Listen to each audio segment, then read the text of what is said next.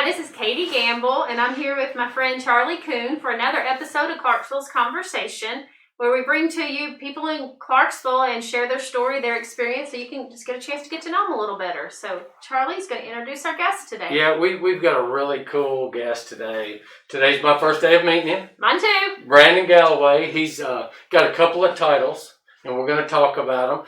Titan Fan of the Year, NFL Fan of the Year, and had some great experiences. So let's get into that. Brandon, we appreciate you being here. Thank you for having me. I appreciate it. Thanks for coming. Shoot, look, I don't even know how to jump right into it. I don't either, because, where do you even It's start? it's too much cool stuff. But let's go way back before that. Okay. How did you end up in Clarksville? Okay, so I came to Clarksville for work. Well, actually, I came to Middle Tennessee for work. I lived in Lebanon for a little while. My first residence outside of Memphis, where I grew up at, was Hendersonville. Yeah. So I stayed in Hendersonville, moved to Lebanon for about 3 years, and I bought my first house here in Clarksville. Okay. My wife is from Clarksville, or her family, her dad was retired military. Last place he was at was Fort Campbell. Yeah. So he retired here in Clarksville, so she's been here. I met her in Lebanon, but we moved back out here together because we have a son, and her parents provide free childcare. Oh, well, that's nice. So it's like, well, I can make the drive to work if we can get, So that whole Super Bowl run with the Music City Miracle, that's really when I got into football, and it was just the Titans. So, and ever since then, I have been a huge Titans fan. Or do you have season tickets since they moved to Nashville? No. So I have season tickets now, but I'm only going into my fourth season as a season ticket member. I just was blessed. I was able to, kind of get to a place in my career that I was able to afford season tickets, and that's kind of where I've been. So I was first up top in the lodge section, they call it, which is kind of the lower end of the upper deck. Mm-hmm. And then I went from there to the club, and I've been in the club ever since. So I'm going to call you a super fan. I'm sure you've been called everything. Uh-huh. So how do you even get to the status of being the Titans fan of the year? How does that even work? So this year was the first year they did it. And it was an NFL... it was an NFL thing, but then, they wanted each 32 clubs to have their own fan of the year. Okay. So they sent us an email with saying, hey, enter to be the fan of the year. And I assumed that email went to probably everybody. All of the Titans fans that were either season ticket holders or signed up for their little newsletters or whatever. And I was not expecting what this has become for me. So what I essentially thought was, we'll do it, tell them a little bit about yourself and kind of what you do or whatever. Why not, right? Yeah, and I was just like, this is just another sweepstakes, because a lot of times they'll do different sweepstakes that'll say, let's do free games or free sweeps or whatever, so I never expect to win anything like that. So, so I just entered in and never thought anything of it, never heard anything else about it. I'm living, just living life. And my season ticket rep calls me and says, hey, they want you to be on the Titans Blitz, which is also a normal thing for season ticket holders because they do give us like once or twice a year, you get to go to the Titans Blitz, and because of COVID, they were doing it virtually. So it's like, okay, fine, I'll do that online. So I did that, and she was like, well, they want you to do a trivia game, like a pick'em type deal. I'm like, cool, I can do that too. That's not a problem. And so I get on the show, and I do that, and that's what I thought I was doing. And that's when they surprised me with the fan of the year announcement. Wow! And it was really cool, and still I probably still can't believe it to this day. Yeah. So how did they choose the fan of the year? How did they choose you? So that's a good question. Mm-hmm. I'm not sure exactly what selection process they went. I give my rep a lot of credit when it comes to that stuff. I don't know if she did anything. She tells me that she didn't do much, but I just don't believe her. So she made sure I was in, at the right place at the right time, because I actually had forgotten about that particular show that night. She called me like really lately. Can you jump on? And I was like, okay, yeah, I forgot. So I jump on, and of course they surprised me with it or whatever. So I'm not sure what they use as like the selection tools or whatever. I do know this was your first year. So but you know, it has been absolutely wonderful for me, and just to kind of highlight, you know, my story and my family. So then you get 32 fan of the years Mm-hmm. from all the teams, and then what happens? So from that 32, they take it down to like the final 3. Yeah. Or 3 finalists, if you will. So what they do with those finalists is they had some surprise. I guess each club came up with their own little surprise to let their finalists know that they were a finalist, but also let them know they were going to the Super Bowl. Yeah. Oh, that's way cool. Yeah. So it was Kevin Byard from the Titans, Yeah. who everybody knows. He was the one who surprised me with that information that I was a finalist and going to the Super Bowl. And then, they came just on a random like Wednesday. Yeah. And and then I couldn't believe it. Still really can't believe it. And I just kind of took it from there. So Go ahead. So at the Super Bowl, Mm-hmm. then you've got you and 2 others, and then they make a big production out of naming you? So they actually told me I was the winner of the whole thing prior to the Super Bowl. Oh, okay. They my rep called me again on another surprise, and she said I was going down to the stadium for a photo shoot, and I was like, a photo shoot, So I'm in my mind, I'm thinking they got something up their sleeve, because I'm not even the type of person that likes photo shoots. Yeah. So you are now. Yeah, that's right. So and what was so weird about it, she said, "Well, I'm gonna send a car to pick you up to bring you down to the stadium." And I said, "You don't have to do that. I know where the stadium is. I've been there quite a few times."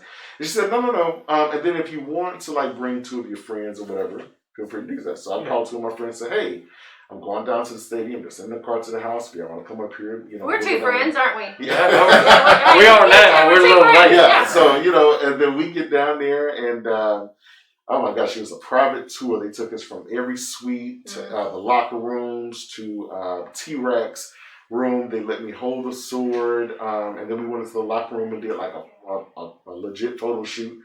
And then they took us down to the field where on the Jumbotron in the stadium, they had, Taylor Lewan, Mike Vrabel, John Robinson, Amy Adams Strunk, a couple of my boys that I had mentored, my wife, who just had some really kind words, and it was Amy Adams Strunk who had told me that they had named me the fan of the year. Yeah. And they actually are my 2 tickets that I would normally pay for, they're paying for those tickets. Oh, that's nice. For this season, and then adding 2 more tickets for me to continue to bring. That's awesome. So my question's kind of 2-pronged. What does really being NFL Fan of the Year mean? And twice you mentioned earlier it's allowed you to highlight your story and something about mentoring. So can you tell me what does it mean in general, and then what has being NFL Fan of the Year been able to help you personally do? So what it means a lot to me, just for the standpoint that I get to highlight the Titans fan base, because while we are a feisty bunch, there are a lot of Titans fans. A lot of people that I've seen on national media, they don't even realize the Titans have a bunch of fans. Yeah, we're not the sexy team. We're not this the pretty team on the NFL landscape. So it was good to highlight the Titans. That was one of the good things. But for what it done for me personally, it's put me on a platform that I'm able just to speak, just about good things and good people. Mm-hmm. I don't think it's been really anything much than that, because I'm not one that likes a lot of attention. I'm really not. I like to just live my life and, take care of my baby and my wife and, just kind of keep progressing through life. And then the people that I can help, I just help them. And that's just kind of how I live my life. So other than just the notoriety and obviously the fan base, they've really been a positive support through me or for me through this whole experience. And obviously with the Titans, it hasn't really done much else. I've just enjoyed the journey and been able to kind of share my story, and obviously going to the Super Bowl is very nice as well. Yeah. So you mentioned mentoring. Talk to me a little bit about that. Okay. So I started mentoring back when I was like 13 or 14 years old. Oh, wow. Yeah, I've been doing it for quite some time. I was a T-ball coach in Memphis, at like 14. And that was the kind of thing that kind of got me away Mm-hmm. from negative influences in the street and stuff Mm-hmm. like that. And it was something that I really wasn't sure what I wanted to do with my life at that particular time. But I knew when I started working with kids, it was going to be something dealing with kids. I knew that Yeah. because I loved it just that much. Like I would get up, and they didn't pay me, but I would get up like at 5 o'clock in the morning. At 13? Oh yeah. Oh yeah. I can't get at 5 o'clock in the morning at 50. Yeah, I would get up there. I would get up there so early in the morning and like just sweep off the stuff so the kids have what they need. And goodness, it was so much. And then it went from like coaching t-ball to football, soccer, basketball, football. It went from that to just taking kids to like the movies. I had connections with the movies because that was my first real job as a professional. I would go to the movies. We'll take them to the movies, and I tell them, look, I'll take you to the movies, but like on the flip side, you got to come to church. Yeah. So like that was kind of my deal. I would get all these kids. I mean, it would go from like 2, 3 kids. So I'll be filling my truck up with kids, taking them to the movies and taking them to church. And gosh, it went from the movies. So it went from that, and obviously since I moved out here to Middle Tennessee.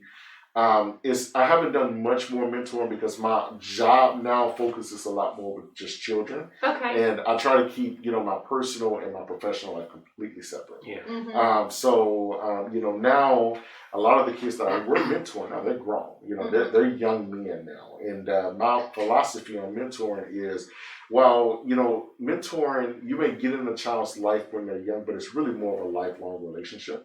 So now that my boys are grown, I felt comfortable, I can go and kind of get myself to where I really wanted to be in a, just in an independent sense.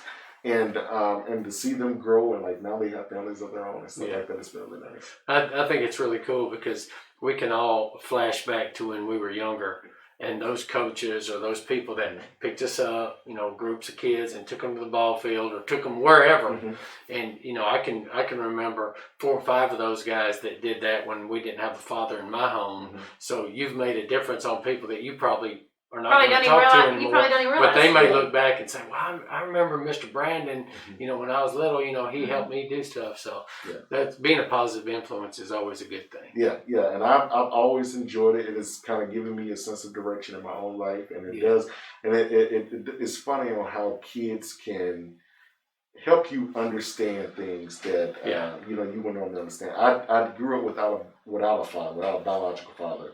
So getting into it and kind of being being in that space for other kids that may or may not have had a biological father really just taught me a lot of things about life, about responsibility and things like that. So like when I was in college, we would go to parties, and though my kids would not be with me, I was like, I can't do that because I want to be a good example for my kids, even when they didn't see me. And I missed out on a lot of fun in college doing it that way. But it's kind of molded me into it.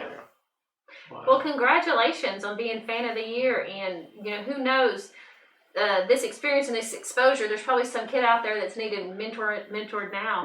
Yeah. So, congratulations. Yeah. Thank you so much. I appreciate it. Well, we sure appreciate you being here. We love hearing your story, and hopefully we'll see more of you, even though you want to be private. I just like meeting good people, Yeah, this has been wonderful. Chris has been absolutely amazing. I appreciate everything. And who knows? We may see each other down the road. I hope so. Yeah. Well, keep up the good work. All right. Thanks. Thank you. Thanks, Brandon. All right.